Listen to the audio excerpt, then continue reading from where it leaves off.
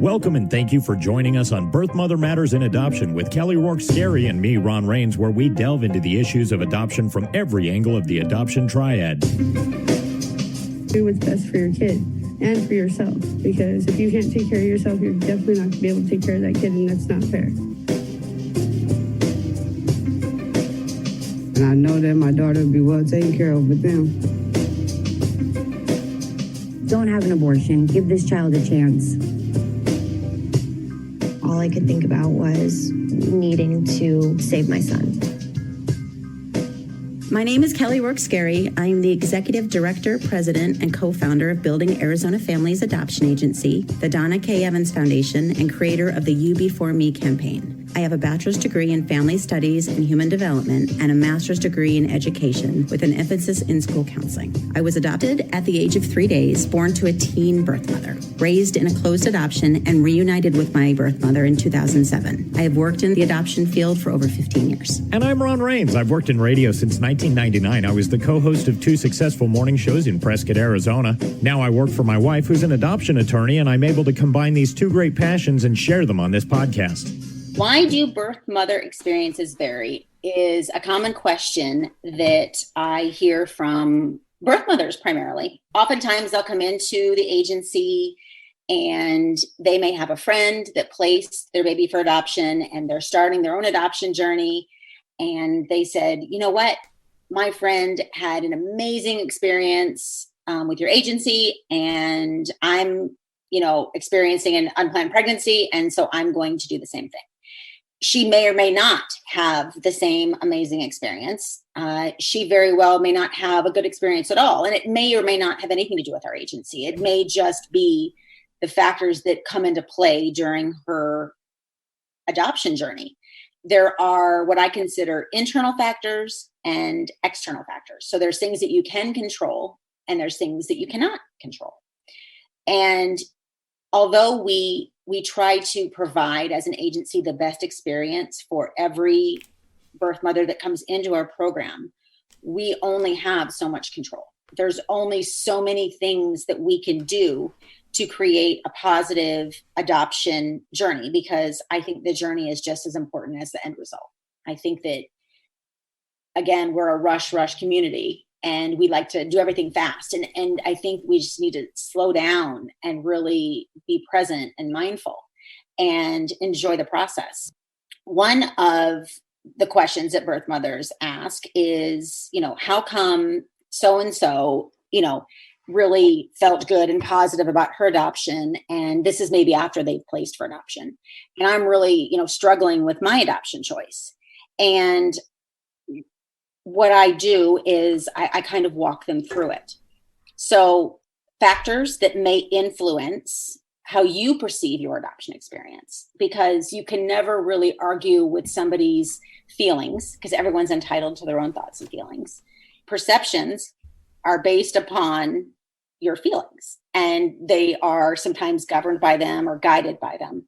So I think in order to have the most positive adoption experience that you can, you have to really have a good understanding of what the adoption process is. That's something that as an agency, we can help educate you on. You have to also have a reason for choosing adoption that you wholeheartedly believe in. If you're choosing adoption because your best friend chose adoption and she went through this and had a good experience, and you're choosing adoption because you want to have an experience, even though you really could parent, but you really want to have, the same experience she did, then you may not come out of it with the same level of joy, satisfaction. Thank you. Right. If you have a good support structure that is adoption positive, that's going to influence your experience. If you don't have one, that is also going to affect it, but in a more negative way, because you're going to feel more alone when you're not, with your caseworker, or you're not out with doing something adoption related with, the adoptive family or something like that. Mm-hmm. If you as a birth mother want to make sure that you are utilizing all of the resources that are offered to you during your adoption journey, then I would say make sure that, you're seeing the adoption counselor as often as you feel you need to, that you take time and develop a relationship with the adoptive family that you choose. And most importantly, speak up, be open and honest about what you really want, what type of adoptive family, what your expectations of your adoption caseworker are. And after you place your baby for adoption, what type of post-adoption communication you really want. I think sometimes we're conditioned to not want to hurt somebody's feelings. And so we're afraid to not really say what we really want. Right. And when we're presented with something, if it's not what we want, we don't want to act, disrespectful or like we're not appreciative. And so we just kind of go with it. But I think when you are creating an adoption plan, it's really important to speak up and say, this is really what I want. And that way your agency can help you. Your ability and willingness to speak up if things are not going the way you want them to go is important. Sometimes caseworkers and birth mothers don't have personalities that match. And I see it all the time. And so what we do as an agency is we will just move the birth mother to a different caseworker. Right. No harm, no foul. There's no hard feelings. Right. And not everybody is going to be cohesive with everybody else. It makes me think of when I was growing up, like I would have a friend, I would say I would have two friends, and I would get along with each of them just phenomenally. But they were like oil and water. They just couldn't see eye to eye on anything. And I've been on the other end of that as well, to where it's like, I don't know how he likes that guy. That guy's a jerk or whatever, But sometimes personalities just don't mesh, and you've got to figure out who they mesh with, so move some pieces around and 1,000%. And I would so much rather somebody speak up rather than struggling the rest of their pregnancy during this really emotional time and not say anything. Right. With somebody they don't even seem to like, and you would rather have them go, can we find somebody else for me? Yeah. Yes. And, I have worked with our staff, and they don't take it hard. I mean, when they're a new case manager and it's the first one, they're a little bit like, oh no, what did I do wrong? Right. But, I've had them say they didn't want me as a caseworker. I mean, it happens. You're not going to be everybody's cup of tea, and that's okay. You may feel that the adoptive family may want more or less communication before you have the baby. You want to make sure that, like I said, you're expressing yourself. You're saying, no, I want to get to know them more, or I don't feel like they're really connecting with me, and I really want to connect with this adoptive family. And again, conveying those things are going to shape the type of experience that you have. And when you look back at it at the end, you're going to see, okay, so I did this, and then, everything got better once I switched over here. And once I reached out and said, hey, can you help me talk to the adoptive family? I want to get to know them more. I want them to open up and stop, like being afraid to talk to me. Then that will enable you to have a better experience. If you're struggling with your feelings and emotions regarding your adoption choice, make sure you talk to your adoption caseworker. They're trained in helping to guide you through this and help you with coping skills and, reaching out to the adoption counselor and getting you in to see her. Those are all things that are within your control. Mm-hmm. So if you don't have a support structure, find one. Find somebody, a friend, a family member that can be your adoption buddy, outside of the adoption agency and outside of the adoptive family, because you're going to need that person. I have a question. I want to go back just a step, because you said something and it triggered something in my brain. So for all the birth mothers who are out there listening, I'm just curious. So they're going through the process and they come to the realization that the caseworker is not for them. Okay. Yeah. Who do they come to? Because it would be hard to go to that caseworker and say, I don't like you. So they come right to the owner of the company, whether it's Building Arizona Families or somebody else. With them. What's that? Right. I've met with them. Okay. So they have met me. When I meet with them, I give them my card. I make sure that they have my number if I call them. And if for some reason they don't have it, they call the main office and ask to speak with me. And, I can make it so it's not a big deal and I can switch them. But yeah, I have, so me, I would be the person who. Now, how about what would you recommend for somebody with another agency? Just try and talk to the head, or I would say go to the supervisor. That's Okay. okay.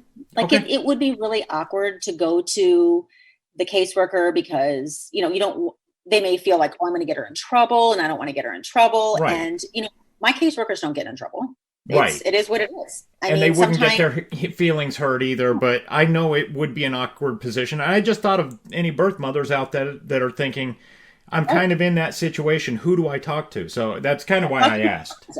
And that's something that they should definitely be able to help you with. Okay. Very good. External factors outside of an adoption agency or birth mother's control that may impact her adoption experience, such as unforeseen medical complications. If she develops preeclampsia, she has to go into the hospital sooner than she planned on. If her water is leaking and she, is hospitalized for a month or 2 months, those can really, impact your experience. Right. If a birth father decides to try to contest the adoption, again, that can negatively impact your experience. Or if there's a global pandemic that hinders your caseworker from attending doctor's appointments, Right. or labor and delivery, that can also hinder your experience. And again, those are completely out of an agency's control. Right. Birth mothers are brave and selfless, but that doesn't mean that for the bravest, the strongest, that adoption isn't a hard choice. Mm-hmm. Your experience is going to be what you make it. And I think that if you can take away one thing, remember that you can focus on the positives or you can focus on the negatives. The glass is half full. If you focus on the positives, overall, you're going to be a happier person. You're going to have a better outlook on life. You're going to find the things that bring joy. If you, have 5 good things that happen in one day and, then you trip and you make a fool out of yourself in front of everybody else, which I have a habit of doing. You can focus on that, or you can focus on all the other things that happened. Right. And, I have to say, like, last week, I was walking down our stairs and I guess my feet just completely came out from underneath me and I fell right on my butt on our tile in front of my husband and all the kids. And I sat there because I was, of course, in shock at first and didn't really know how to respond. So I'm sitting there dumbfounded thinking, how did that just happen? Right. And a couple of the kids start kind of snickering because they can see that, I'm still. You're okay. Yeah. And I would say kudos to my husband, comes right over, tells the kids that's not funny at all, and helps me up. And he's like, that looks like it really hurt. Can I get you something? And I thought, wow, he made a terrible experience really sweet. Kind of. So yeah, absolutely. that was really nice. And I'm so glad that I saw that handled that way, because I probably would have laughed myself and then reached out my hand to help. But, Right. Once I saw they were okay. But I think that was handled with so much, it was gallant. It was really nice because I looked really silly. Yeah. Sitting on the ground. Yeah. So will every birth mother have that, in parentheses, hallmark experience? No, they won't. But I will say that in our agency, we see a lot of repeat birth mothers who find themselves experiencing an unplanned pregnancy again. And they come back to us because our agency is like a family in a sense. And we are all there because of what we believe in. We believe in building families and helping women who are experiencing unplanned pregnancies and can't parent their child. And we want them to leave our agency better than when they came in. And we are all dedicated to this mission of adoption. And, I've had people say to me, wow, this is really, like, you're really into this. And it makes me laugh because, yeah, I mean, it's my life. Yeah. It's not just something that I believe in and that I love, but I was born into it. I mean, it wasn't, I'm not a princess, but I was born into the adoption realm, and I think it's the giving back that is so important. Our caseworkers, a lot of them have personal experiences with adoption. They have adopted. We've had caseworkers in the past that, were a birth mother or had been adopted themselves. And I think it's just, an amazing thing and a calling. And I know that your wife is our adoption attorney, and, she very much believes in and loves what she does as well. Mm-hmm. And so for you, it's become a calling, I'm sure. Absolutely. It's something that I always looked up to it and respected. As a matter of fact, when Lisa and I first started dating, she told me, I'm studying to become a lawyer. And kind of in the back of my mind, I'm thinking, oh, great. And then she said, I've been working in the adoption field for an adoption attorney for this many years. And I'm like, oh, great.